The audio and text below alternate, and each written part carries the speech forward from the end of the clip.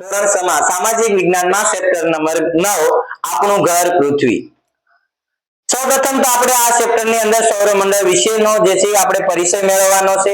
સૌરમંડળ એટલે શું? તો કે સૌરમંડળ એટલે જેમાં ઉલ્કાઓ છે, લઘુ ગ્રહો છે, ધૂમકેતુ છે વગેરેનો જેમાં સમાવેશ કરવામાં આવે છે જેને આપણે સૌરમંડળ કહેતા હોઈએ છીએ। સૌરમંડળમાં કુલ 8 ગ્રહોનો સમાવેશ કરવામાં આવે છે અને આ 8 ગ્રહોને આપણે યાદ રાખવા માટેની એક સરસ મજાની ટ્રીક જે છે હું આજે તમને કહીશ।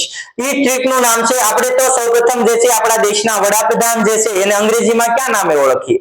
તો કે અંગ્રેજીમાં એને આપણે પ્રાઇમ મિનિસ્ટર કહેતા હોઈએ। શું કહેતા હોઈએ?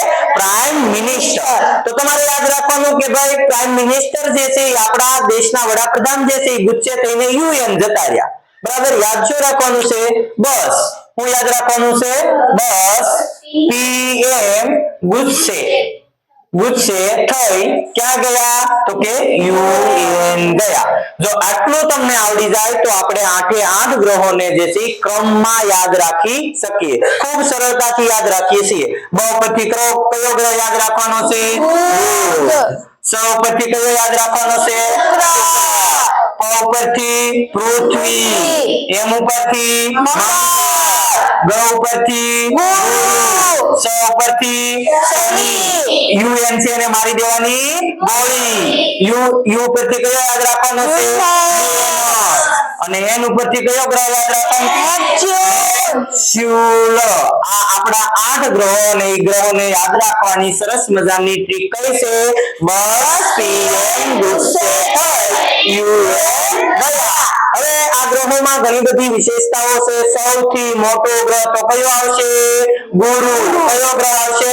ગુરુ।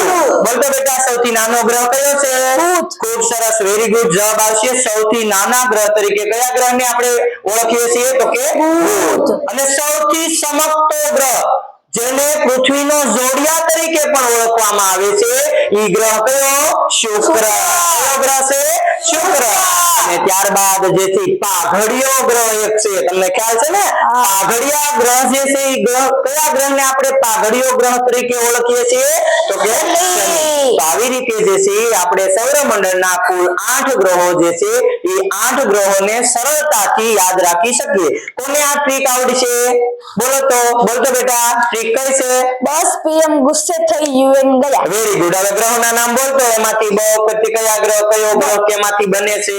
બ ઉપરથી બુધ, સ ઉપરથી શુક્ર, પી ઉપરથી પૃથ્વી, એમ ઉપરથી મંગળ, ગ ઉપરથી ગુરુ, સ ઉપરથી શનિ, પછી યુ ઉપરથી યુરેનસ અને એન ઉપરથી નેપચ્યુન। ખૂબ સરસ, વેરી ગુડ, થેન્ક યુ।